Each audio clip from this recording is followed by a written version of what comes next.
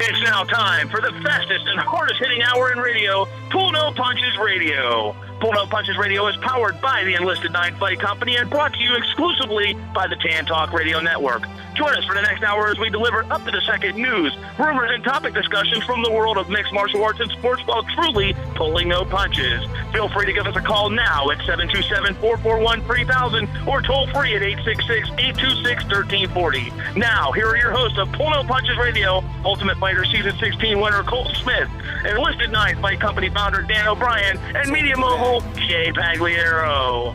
Good morning, ladies and gentlemen, and welcome to the one, the only, the championship-winning broadcast. It is Pull No Punches Radio here on NBC Sports Radio, WTAN, the Tan Talk Radio Network. Jay Pagliaro, Chris Lights Out Lytle with you for the next hour as we bring you the most informative and action-packed sports talk and MMA talk radio show on the radio airwaves. Again, your telephone number to call for those of you that want to join in is 727-441-3000 or 866-826-1340.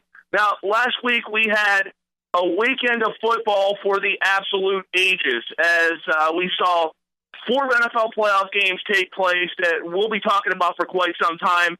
And Chris Lytle, it was accentuated by a BCS season series finale, if you will, that we will be talking about for quite some time. The Florida State Seminoles, your local team, are the 2013-2014 BCS National Champions. For the final time, Florida State wins the BCS, first time under Jimbo Fisher.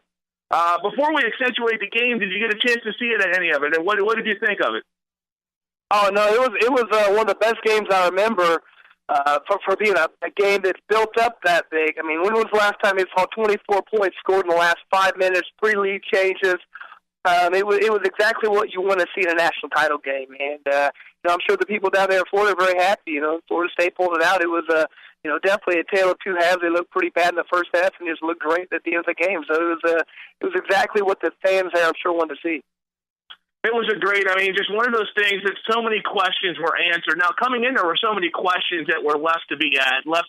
First and foremost, you had, the question of whether a freshman, Chris, could win the NCAA championship, could win the BCS. I mean, we've only seen 2 freshman quarterbacks in the history of college football win a national title, and the last one was all the way back in 1985 with Jameel Holloway at Oklahoma.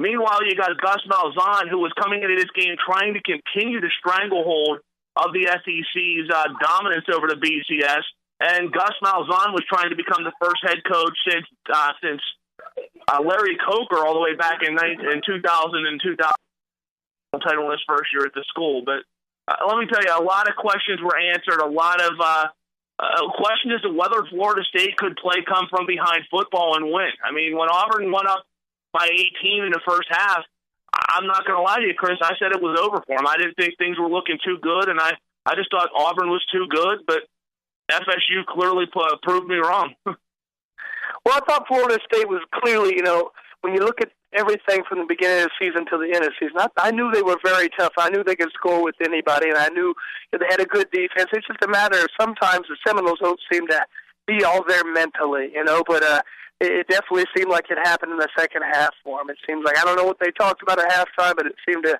light a fire and then it seemed to go to work. Their defense looked much improved, offense, phenomenal. It was exactly the Florida State team that I saw play versus Clemson, and the team that I thought was going to show up from the beginning of this game. It didn't happen, but they still did enough to pull out the victory. Absolutely. Now, those that tuned in, just to give you a quick synopsis here, for those of you that didn't get to see the game, again, this is the end of the BCS. Next year, they're moving into a 4-game playoff, which Chris and I will discuss here momentarily. But Florida State not only wins the national title first time under Jimbo Fisher, but they end the SEC dominance. It's been since 2005, the 2006 officially, but 2005 since a non-SEC team won the BCS national title. Also, keep this in mind, Auburn, all-time, Chris, has only 5 losses in school history when they scored 30 or more points. Auburn scored 31, lost for the first time since 1996. So this comeback by Florida State truly was an epic one, was one for the ages, and Jameis Winston as much criticized as he is, as much maligned as he is, especially for things that, supposedly may have happened off the field, which, court of law says it didn't. But for all the criticism the guy got, I mean, I think this was a real redemption game for him because, again, there was a lot of people coming in questioning whether or not, that Florida State was for real, whether they could hang with the SEC big dogs. And Jameis Winston answered all them questions tenfold. Now, I want to ask you this, Chris. In terms of the BCS, we're calling it a finale. The BCS system is done. What were your thoughts on the BCS as a whole? The good, the bad, the ugly? In what ways do you think the BCS is going to be missed, so to speak? Is it going to be missed? Is that what you said? Yes, sir. I love the opinion. The reason it's going to be missed in some ways is its tradition, just the way things have been for so long. But I've been a personal believer for a long time. I'll be glad to see it go. I don't like the fact that with the BCS, it's basically pure speculation. I know you have to play the games and whatnot, and you have to decide based on rankings and whatnot. But rankings are just that, they're rankings. I've seen in many different sports, especially fighting, but just in different sports, rankings really don't mean that much sometimes.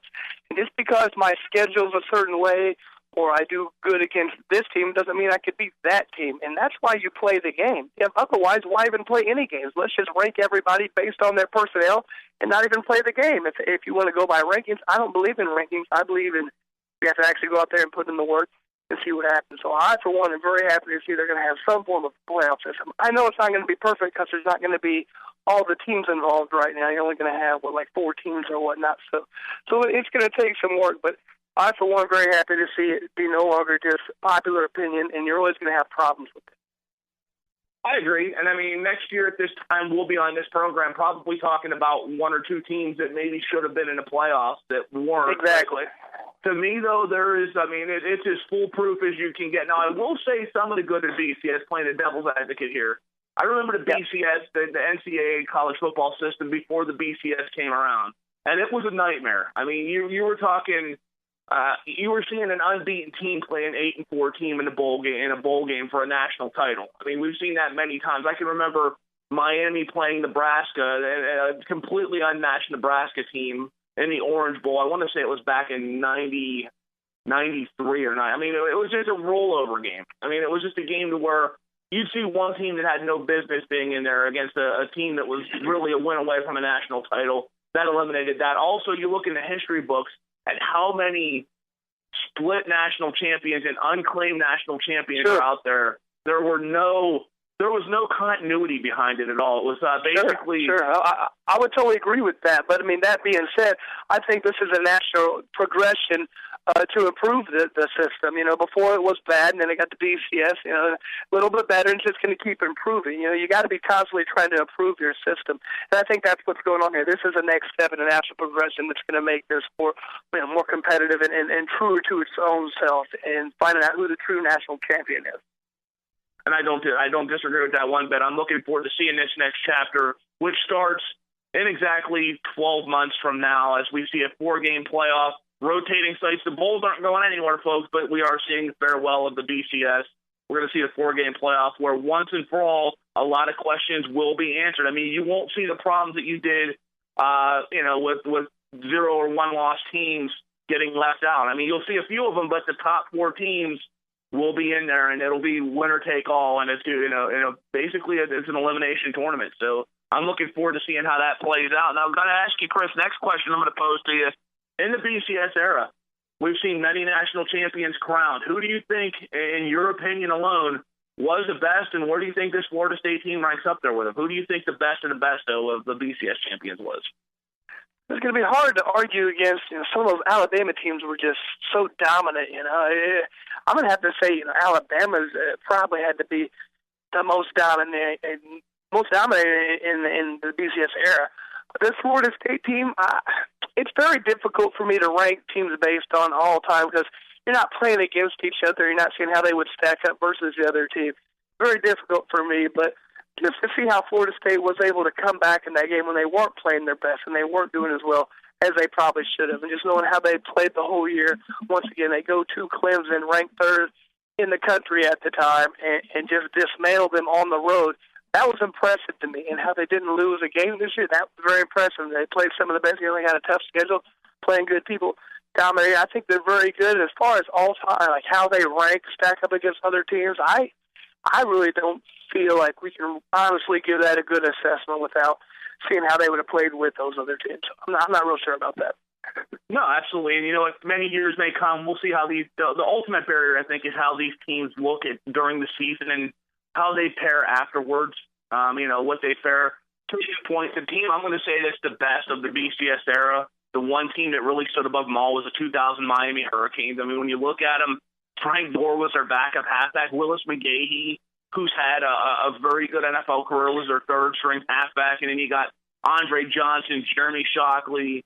I mean, it was a who's who of NFL superstars. So maybe 10, 15 years from now, we can look at this Florida State team with much more reverence and say, yeah, this was a legit team that really won untouched most of the season. But right now, I agree with you. It's unfair to it's really too premature to put them on any kind of list. All I will say is they definitely deserve accreditation for a phenomenal season. Just to point out, and again, coming back from 18 points when nobody thought they could against a very good SEC team, the one that everybody was calling the team of destiny, Chris, and to shatter the BCS's stranglehold that was held by the SEC. I mean, that in itself just deserves a ton of accreditation. Now, speaking of things that deserve accreditation and deserve full credit, the NFL playoff last week, 4 games, 3 of them went literally right down to the wire. I'm going to start out with the Indianapolis Colts. What a game that was, Chris. I mean, we were, early on last week, we were all thinking that Indianapolis was going to win this one, and very early on, it didn't look too good for the Colts. I mean, they fell down as much as 28 points. Somewhere out there, though, Warren Moon was smiling because he's got competition for the biggest choke job in NFL playoff history as the Colts come from behind, second biggest comeback in NFL history, in NFL playoff history, They wound up beating Kansas City 45-44. What did you think of the game, Chris? That was a pretty dynamic one, huh? It was a phenomenal game. Obviously, me being an Indianapolis fan probably helps out a lot for the way I really enjoyed the game. At the beginning, I couldn't have been more upset for a couple of reasons.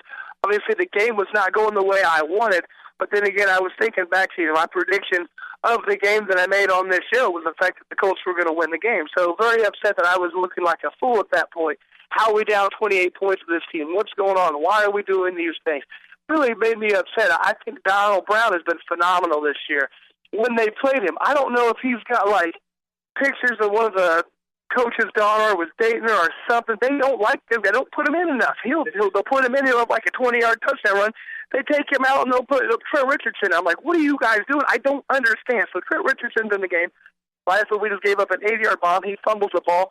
Next thing I know, they score another touchdown. I said, what just happened? We were down 3 points. All of a sudden, what's happening here? So I couldn't have been more upset. I'm about turning the game off a couple of times. I'm talking to my wife. I'm turning it off. I'm not going to turn it off. So we score 1 touchdown. I'm like, all right. Well, we get a defensive touchdown. We're going to be fine. We had a fumble. We got a touchdown. Okay, we're right back in this game. I think we really showed a lot about what our team's made of, especially, quarterback situation. Look, it's one of the best around. I think people in a few years, I remember when him and RG3 first came out, it was kind of a debate. Who's going to be the better quarterback? A lot of people thought RG3. I think in a few years they're going to look back like there was ever a debate about this. How was there ever a debate? Pretty nice when the fact you look at we've had 23 wins in the Andrew Luck era.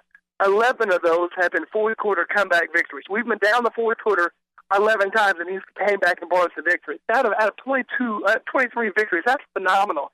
It really shows that this guy cool under pressure and knows how to get the job done. I was very happy. He has done in 2 years what it took the great Peyton Manning 6 years to do, win a playoff game for the Colts. Absolutely, and he silenced a lot of critics. People don't understand what a big firestorm Andrew Luck walked into in Indianapolis. Not only was he taking over a team, Chris, that had a bunch of success, no question, in the decade prior, but it seemingly slipped. It had won, 1-2 games a year he was drafted. I mean, they were by far the worst team in the NFL. Had 2 wins the season they drafted him, but he was also replacing Peyton Manning, which is not an easy thing to do. I mean, that's walking into basically, in comparison, that's walking into a firestorm where no matter what you do, you're going to be maligned. You're going to be criticized. I mean, you're going to be, well, Peyton wouldn't have done that. Peyton would have done things differently. Peyton would have put us in this spot.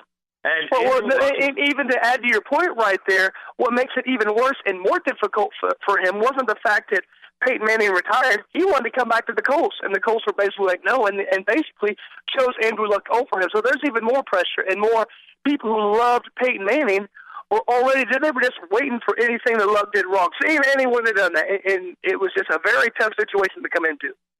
Absolutely. That's probably, to be honest, one of the hardest situations. That's got to be one of the hardest acts to follow. But, as you said, if you look at what Luck's done just in a regular season, statistically, he's been every bit as good as advertised. The pressure of being the top overall pick, the pressure of replacing Peyton Manning hasn't fazed him. 11, as you mentioned, adequately come from behind wins. Then this one in the playoffs where it matters really the most, Chris. About being perfectly blunt here, whatever you do in the regular season, to me, is secondary to what you do in the playoffs. And let me tell you, Andrew Luck's shown in the spotlight. It's not. And statistically grading these quarterbacks, to me, it's not who has the best eye-popping stats. This isn't fantasy football. It's how you retaliate to adversity and deficit. And let me tell you, you don't have bigger adversity than being down 28 points in a playoff game and wind up leading your team to come from behind to win. You don't get any more elite than that. I know he's only in his second year. I know he's got a lot of room for growth yet. And maybe this is premature of me to say, but I think Andrew Luck, in his second season as a pro, in his second playoff game as a pro, took a major and monumental step forward towards being an elite quarterback or being considered an elite quarterback right now. And that's scary because, again, he's only in year two. He's got the meat of his future ahead of him. Well, once again, I went back to the point earlier. Everybody talks about how good Peyton was, and he was. I like Peyton Manning, but it took him 6 years for the Colts to win a playoff game. We made it there many times with the best record in the league. Didn't win the playoff game. Got beat first round. That speaks volumes to me that Andrew Luck is here and he's dealing with that adversity, and he comes back to lead us to victory. Not only that, I don't think people realize what kind of problems the Colts have had this year. I understand it's the NFL. Everybody has injuries. Everybody has problems. When Reggie Wayne went out, that was our number one receiver. I didn't realize how big of a factor he was. Everything was non-existent for a while. We couldn't pass the ball. T.Y. Hilton came out to be a great receiver for us, but some of our major moves, Hayward Bay, I don't think that guy could catch a cold. That guy is like a defender. He knocks the ball down every time. Great defender. We don't need you to defend. We need to catch the ball. So, we have guys who are on the practice squad now who are actually starting at receiver for us. And he's still doing it. And Andrew Luck is still doing what he's doing. So it's unbelievable to me what we've been able to accomplish with the team that we have right now. Our line, I think Andrew Luck was getting hit every play for a while. Every time he would drop back, he was going to get hit. I just can't believe how good this guy's been able to do with the team we put him in. So I'm very optimistic about the future. The more we can get help for this guy, the sky's the limit. You put a solid number two receiver in there. T.Y. Hilton, he looks very good. No question about it. He has a ton of rapport with Luck, but I think they need that number two receiver in there. That big target. We're talking 6'3", 6'4", and above. This guy is only going to continue to progress, and we'll see how his progression continues this week in the NFL playoffs as they're going to be taking on.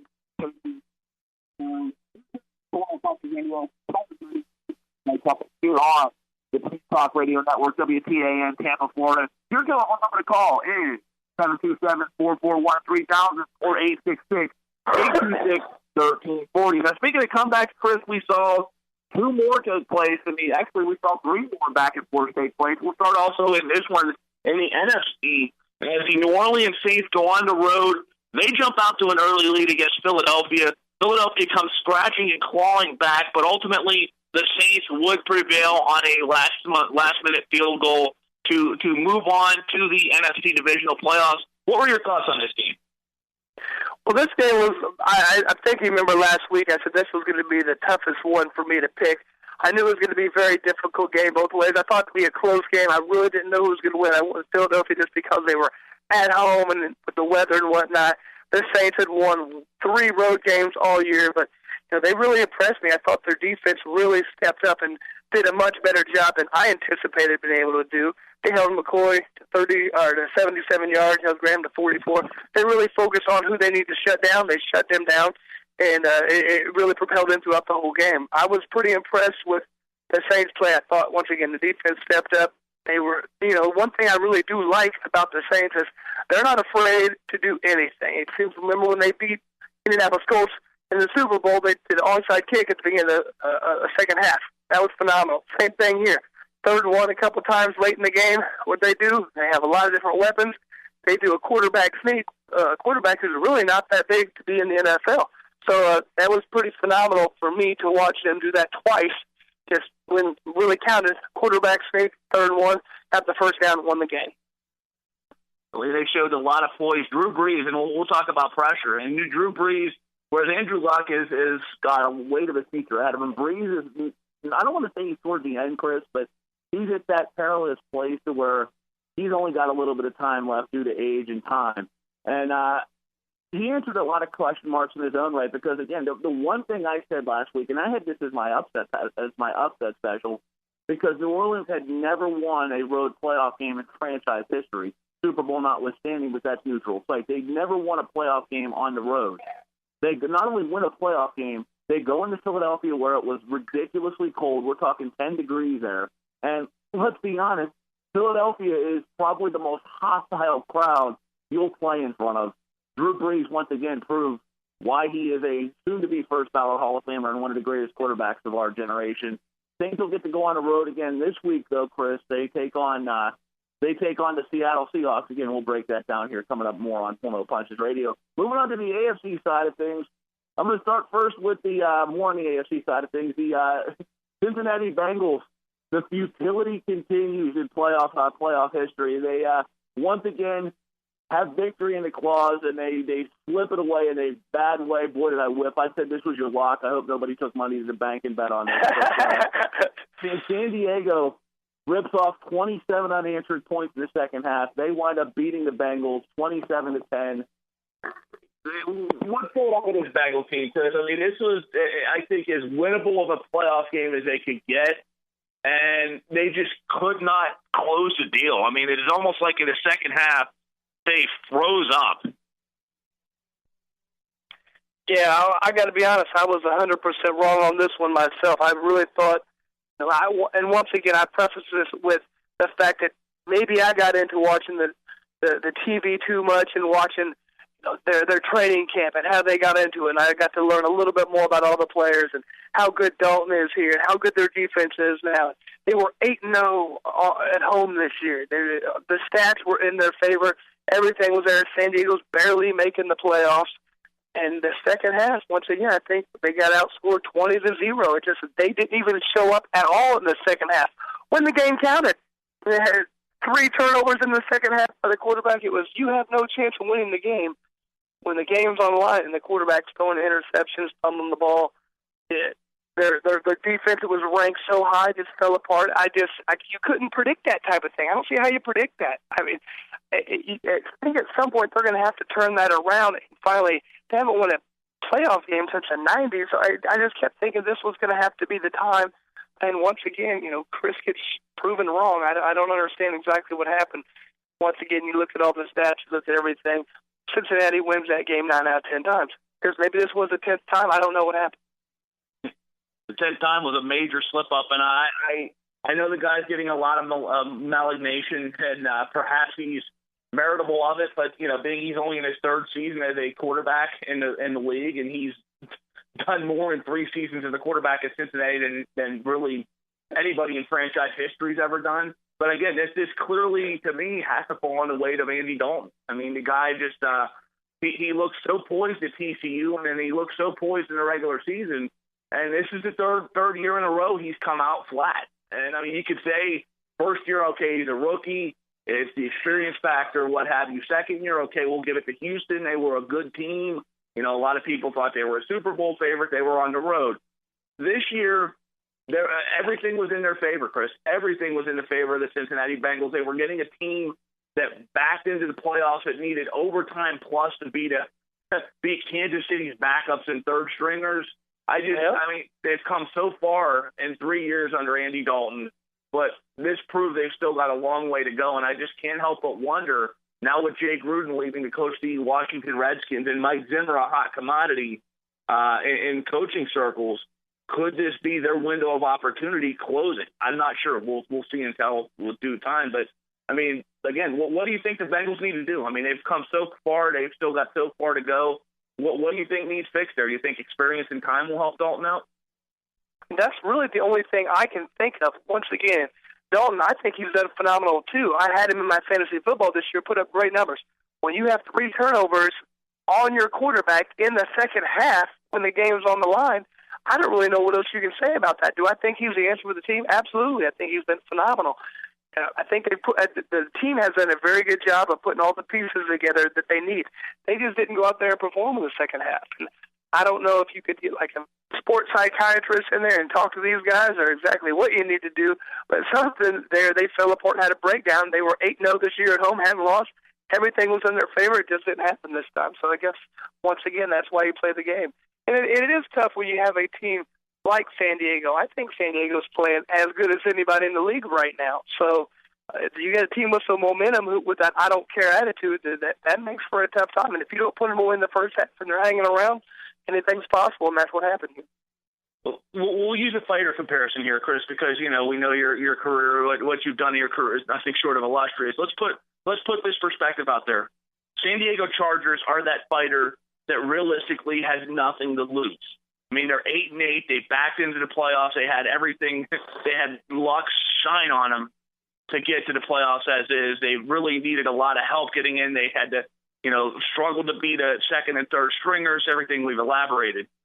That's dangerous. When you see a fighter in there that's a 400-1 underdog, or a 500-1 underdog, or what have you, or 10 to, even a 100-1 underdog, they have nothing to lose. Everybody's saying they're going to get beat, they're going to get slaughtered. That you've been in there with people like that. How dangerous are these teams, or in the case, these fighters? Well, and the thing that most people don't realize is if you are in the UFC or if you are in the NFL, you are a phenomenal athlete. You're a phenomenal team. You're a phenomenal player. And to be in the playoffs for the NFL, you are a phenomenal team. You're very good. You have beat a lot of difficult teams to make it to this point. I don't think what people can really appreciate is you are going against a professional athlete at that level. There is a lot of pressure on you. I would definitely rather be going against a guy who's supposed to beat me than me being the guy who's supposed to win. You don't understand the added pressure. I brought up that Cincinnati was on TV this year. They were showing their training camp and how they were doing and whatnot. That even adds a little bit more pressure, I think. I think people recognize them now. People know a little bit more about them. I think their expectations were very, very, very high. So you combine that with the fact that they're going to a team who's going in there has nothing to lose, and they're a bunch of phenomenal players, and they went out there with that attitude. They weren't tight. They were ready to go. In the second half, they just let everything out there, and it worked for them. When you start really putting pressure on yourself to perform is when you're going to make mistakes. That's what happened with Cincinnati. I think the pressure got to them. They didn't really cope with it very well. And they fell apart. They self-destructed. They just melted down, however you want to phrase it. Second half, that's exactly what happened. We're listening to Full Metal Punches Radio here on the Tan Talk Radio Network, NBC Radio 1340 Tampa, Florida. Also here on iHeartRadio and the TuneIn Radio app.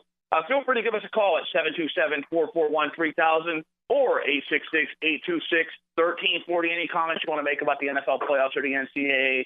Big win by the Florida State Seminoles last week in the Pasadena, California. Now, the other game in the playoffs we're going to break down that happened last week, the Green Bay Packers, San Francisco 49ers, real back-and-forth affair, good defense, good offense, a nice balanced game shown by both teams. Ultimately, it's the 49ers who come out on top. Got to ask this question, though. I mean, once upon a midnight yonder, Green Bay seemed, dare I say, invincible, unbeatable in Lambeau. That invincibility factor, to me, seems to be gone. I mean, do you think the mystique of Green Bay being unbeatable in Lambeau in January, do you think that's gone now? Do you think that is vanquished? It seems like it has to me. I think everybody's playing in tough weather. Everybody's playing against hostile environments. I think people are getting more and more used to that. And a lot of these younger people, they might not even know much about the Lambeau Field or Mystique. They're like, this is just like any other place. I'll play here, I'll play on the moon. I don't care. I just want to play football. So they go in there, and they're not too worried about what's been done in the past and what's been done there. And they say, hey, I'm going to go play football in the cold. That's fine. And they don't let it bother them, and it seems to be working out. You can't let that type of, the aura of the mystique of Lambeau Field get to you, and they're not letting it happen to them anymore. And Colin Kaepernick's big points to him. I mean, this guy continues to defy critics, continues to defy odds. A kid who coming out of Nevada was, questions about whether he was able to face NFL competition, being he didn't face too much at Nevada. Questions as to whether or not he could handle the outdoor environment in Green Bay. He answered them all, and possibly on his way to another Super Bowl. Again, we'll break down all these games here coming up in just a few moments for second round, but. Shifting gears here a little bit, I want to talk some UFC. Obviously, the big news of the week was the announcement in the bantamweight division. Chris Lytle, what happened is Dominic Cruz suffers another injury. He suffers a groin pull, pulls out of the fight at UFC 169 on February 1st, and winds up relinquishing his bantamweight title. What we're going to see now instead is a rematch from UFC 147 as Kenan Barao officially, I guess you can call it, will defend his title or attempt to defend his title against Uriah Faber. Again, as you recall, Barao won UFC 147. Barao won pretty handily by decision. Question I want to pose to you, Chris, what can Faber do differently this time around other than the obvious, and how do you think he's a different fighter than he was in their first meeting? Well, the first thing he can do different is he cannot break his hand. I think that's one factor people don't realize. Early in the fight, Uriah Faber broke his hand. So if anybody's ever been in a fight, if anybody's ever tried to understand that facet, it's almost impossible to punch somebody with a broken hand. So there goes a lot of your weapons. What are you supposed to do if you can't punch a guy? Well, if you're not a big kicker, well, you're in a lot of trouble. So he's going against a very good fighter, and he's trying to do it with one hand. I don't really see how you're going to win that fight. You can do that fight 10 out of 10 times, you're probably going to lose every time. So the first thing is, if he can stay healthy, it's going to be a much different fight. I see a lot of people saying, I don't think Uriah deserves a title fight here. They should throw somebody else in there. Well, he in 2013, he went 4-0. It was pretty impressive. Who else are you going to throw in there? He has earned his spot. He was going to be next in line regardless, but when you win 4 in a row at that weight class, at that level, being main event sometimes, yeah, you're gonna get in there and get the title opportunity. So Uriah's just going to have to do what he's done in the past. He's going to have to stay active. He's going to have to move a lot, and he's going to have to work on just getting the fight to where he'd like it to be instead of just following what the champ is doing. It's going to be a little bit better for him. He's not going to have that pressure on him. He's not supposed to even be there. We talked about pressure earlier, but no pressure is on him right now. Let's see how he does being more the underdog instead of more the favorite. Absolutely good point brought up there, too, because, everybody, like you said, many complaints about Faber getting the shot. He's going to be taking it on basically a month's notice. He's facing a guy who already beat him. Really, pressure gone. And I know some could say, well, the pressure is there for Faber to win a title because is he going to be the Buffalo Bills, if you will, in the UFC, of a guy who always comes close but no cigar? But to me, carefree attitude. And the one facet I think that he's a lot different this time around, he's a better fighter this time, is the simple fact is he's got a great head coach now in Dwayne Bang Ludwig, who's taught him all the skills of what to become to defend strikes, to be a good, adequate striker in his own right. He's got that wrinkle to him. It could be a different fight. We'll predict it as it comes closer, but I'm just going to say I think a lot of people that are criticizing Faber, you're going to see a different Faber this time around. As Chris Little pointed out, a healthy Uriah Faber hopefully doesn't break his hand early in the fight, and a guy who really has redefined his game under Dwayne Ludwig. It's going to be interesting to see, and who else could even think of, Chris, that might deserve this shot? For those that are saying why Faber, can you name one person that's more deserving than anybody? No, that's what gets me. That was the natural choice in my head when I heard it first happen, and then it was amazing. You can't please anybody, or you can't please everybody, I should say. As soon as I heard Faber, I heard people complain about it, give me another name. Throw somebody else out there you'd prefer to be in there. Who else would you consider deserving of it? I couldn't come up with anybody, so it's exactly what I thought should have happened. But I just want to say, too, I was very, very sad and disappointed for Dominic Cruz. Talk about some injuries. He's had ACL problem, torn groin. The list just keeps going. Only thing that really makes me happy about this is that he is still a young guy. He still has plenty of time to put a career together. He's still younger than me when made it on the reality show, and my career really blossomed after that. So that is the good news for Dominic. One of my favorite guys to watch fight.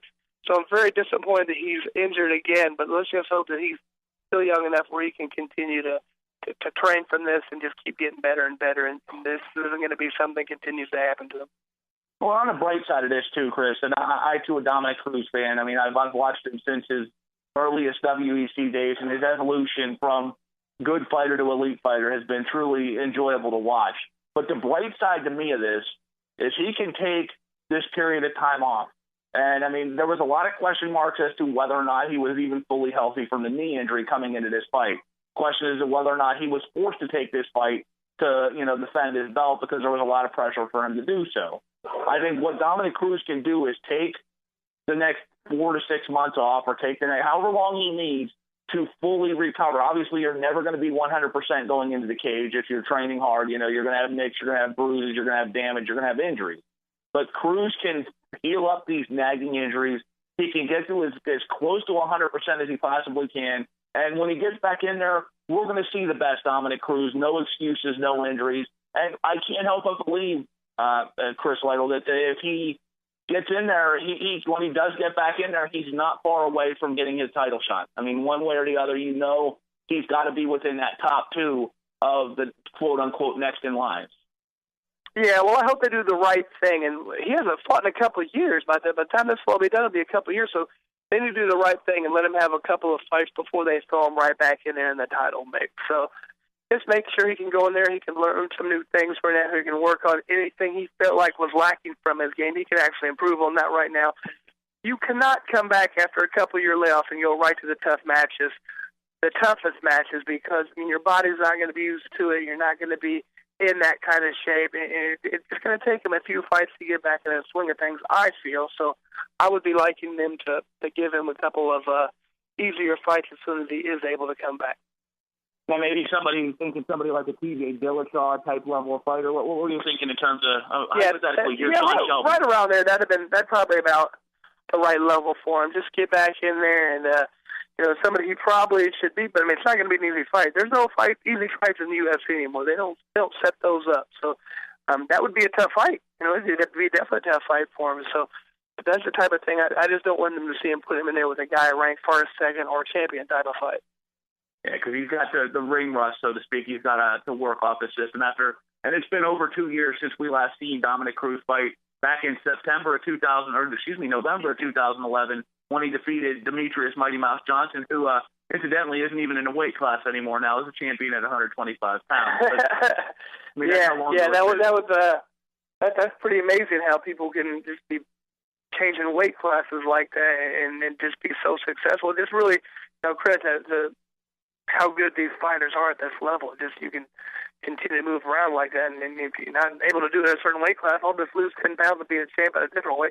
That's really hard to do. That's really hard sometimes, and if not, it's hard to fight those bigger guys who outweigh you by 10 pounds. That's a difficult thing to do, so it just impresses me how people can.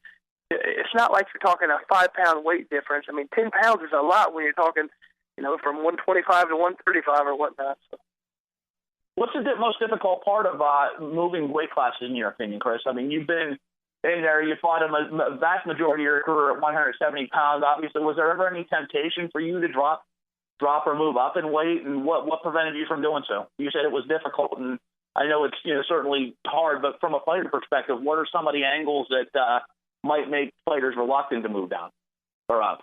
Well, the big thing that a lot of fighters, it's not necessarily the weight cut, because people are going to be able to do that. I mean, it's going to be very difficult to have the energy to continue to fight at that weight class. I think that's the main thing, is knowing if you're going to lose that much weight, how are you going to condition your body to still have anything left after the weight cut to be able to fight in 24 hours? That's the problem that most fighters deal with. That and the fact they lose a lot of strength. But the thing that I always didn't want to move down with, I thought about at some point, it would have been very, very difficult for me to ever go down to 55. But the reason I really didn't was I felt like I was good enough to compete. I felt like I could beat anybody at 70 on any given night, so I was going to stay there. But one thing that really made me think it might be more difficult was when you look at it, the lighter you get, the faster those guys are. And I understand that as you go up in weight class, guys are usually stronger, but I'd rather deal with somebody's strength than somebody's fast. If anybody's ever been there with a really fast, really quick-handed boxer, it's very difficult to get into. It's very difficult not to get hit a lot. So I would personally rather take a punch from a stronger guy than somebody who's going to hit me 10 times. I'd rather have somebody hit me once. So I didn't want to deal with that speed factor. I think that's one thing that people don't really realize when they drop weight. They think, I'm bigger and stronger. That's fine, but you have to be able to use that strength, and that's not always easy to do. But with speed always seems to counter strength. I mean, Anderson Silva, case in point, wasn't the heaviest hitter in MMA history. I mean, wasn't even the strongest-handed hitter at 185 pounds in the UFC, but what he excelled at was hitting you so many times, as Chris said. The speed factor, you're going to land more volume. You're going to land, you're going to have to face the fact of, somebody that's faster, that's going to be a little bit quicker with the takedown. So everything Chris Lytle said, talking about a gentleman who had more fights in the octagon than most human beings will ever know. But, hey, you're listening to Full No Punches Radio here on the Tan Talk Radio Network. Got about 10 minutes left, 727-441-3000 or 866-826.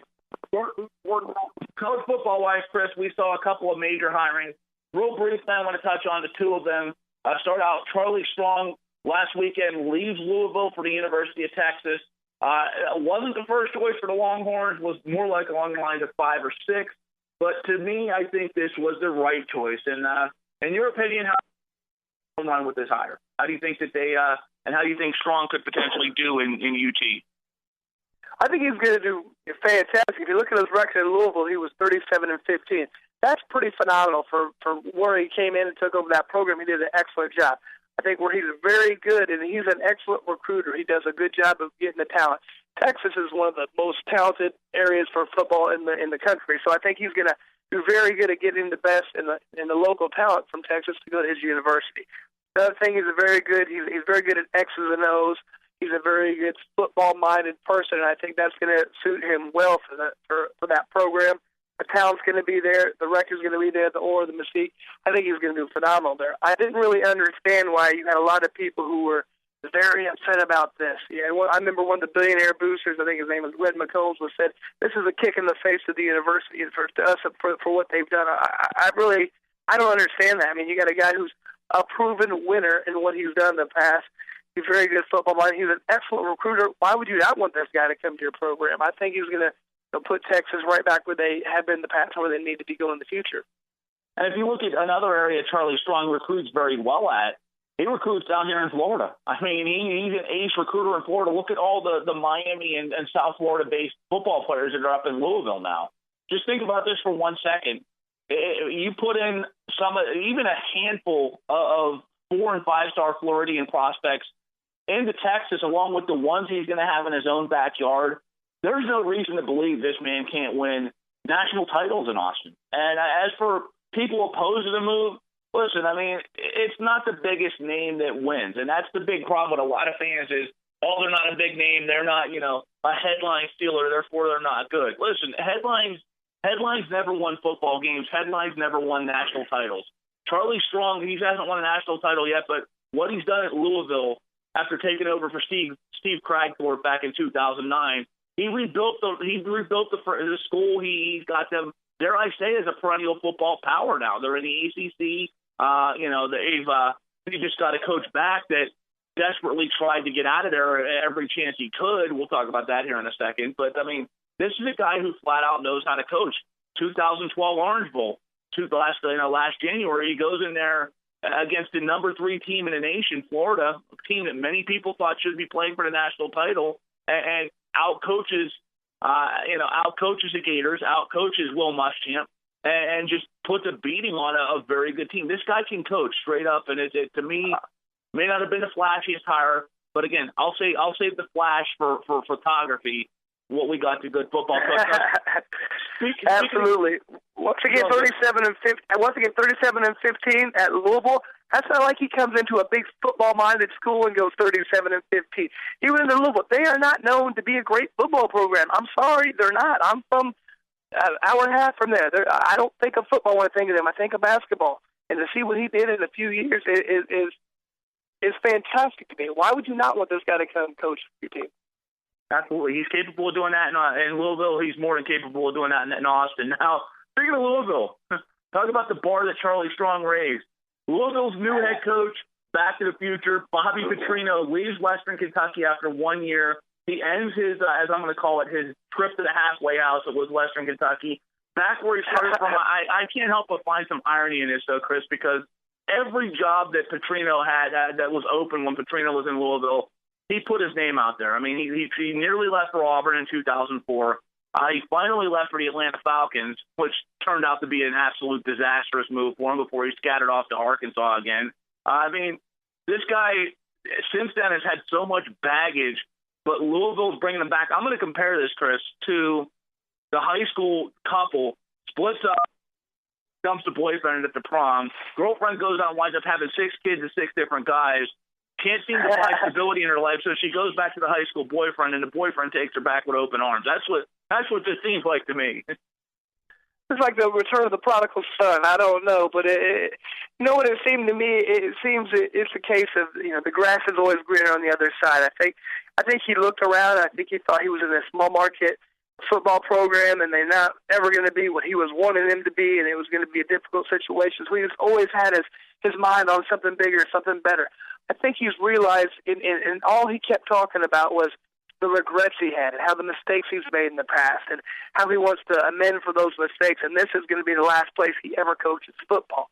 I think he has seen the fact that he had a really good situation, and he had a lot next to what he was doing and where he was at and the situation he was in, and he threw it all away, and he's looking back and he's going, what did I do that for? I wish I could redo that, and now he finally gets a chance to do it. So I think he's definitely very happy for this being able to happen, and I think the program's actually done a pretty good job when they lost their last head coach. What they do, they get another guy whose record is 83-13 over his college career. That's pretty phenomenal as well. So I think everybody's pretty happy that this situation has kind of came out how it has. I mean, they lost last head coach. They're going to get to come back in with the guy they're familiar with, and they know exactly what they expect from him, and he knows exactly what they expect from the university.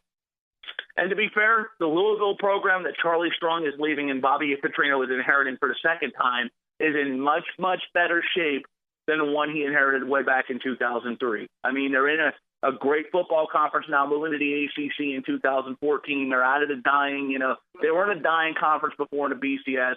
And, I mean, they got talented recruits that Strong's leaving behind that he brought in. And Petrino, one thing about him, he can recruit, he can win games, and most importantly, all the nonsense at Arkansas notwithstanding, he doesn't run afoul with the law in terms of the NCAA rules violation. So he's left some teams in disgrace, but he's never left the team with sanctions and violations. So to me, this is definitely a win for Louisville. Whether he stays there for the rest of his career like he says he's going to, time will only tell. I know many Louisville fans are going to be keeping a cautious eye open for every job opening to see if Petrino links his name to it. But frankly, I can't help but call this a home run hire. I mean, I agree, and I can't help but think that if he does in any way try to put in for any other job, man, they're gonna give him a lot of grief over that, as well they should. If you look at what he's saying, he just keeps talking about how he never should have left, how he regrets leaving. If there's one thing he'd take back, it would be him leaving. So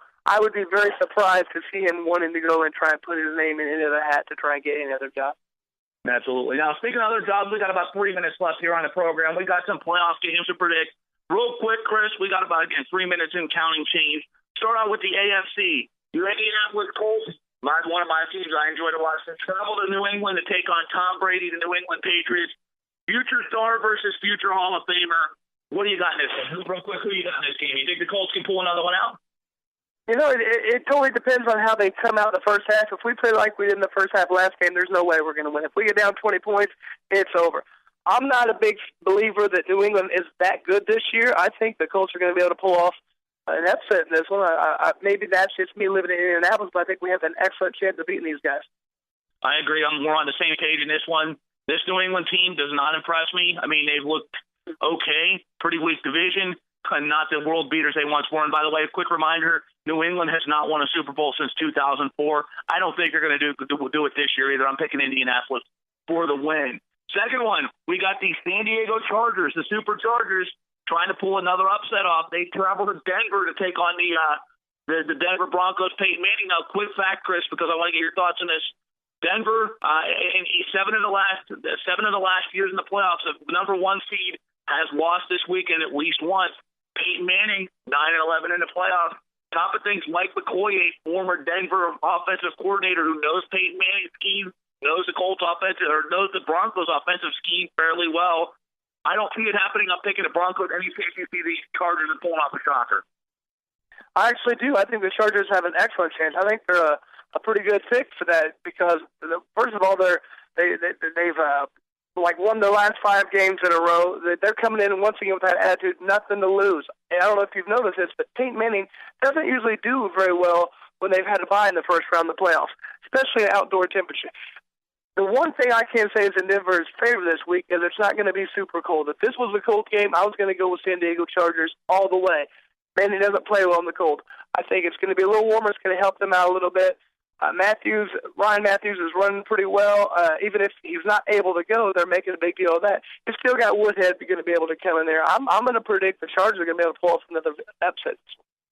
It's a big pick by Chris Lytle here. I'm going Denver. He's going with San Diego. We'll see how this plays out. Now, our last 2, real quick prediction only here.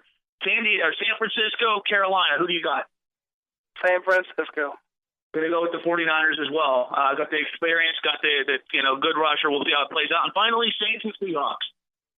Got to go with the Seahawks on this one. I don't think they're going to be able to stop Marshawn Lynch 2 times in a row. I think he's going to have a big game. They're going to win big. Going with Seattle as well. So we'll keep in mind here, again, our picks are Seattle. We agree on Seattle. We agree on San Francisco. We agree on Indianapolis. I'm picking Denver. He's picking San Diego. That being said, one thing I want you to pick up your radio dial and tune in again to Pulling Out Punches Radio next Saturday, 9 o'clock p.m. Pacific time. 11 to noon p.m.